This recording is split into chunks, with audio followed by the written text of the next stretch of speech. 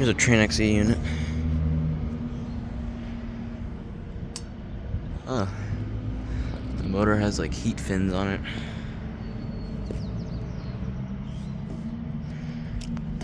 Scroll. It's probably a 3-phase.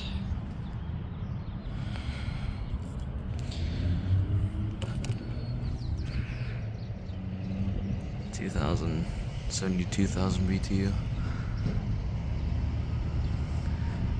It's got 6 ton. It's pretty cool. Figured I'd get a quick video of this since I saw it while taking pictures of a siren. So, thanks for watching.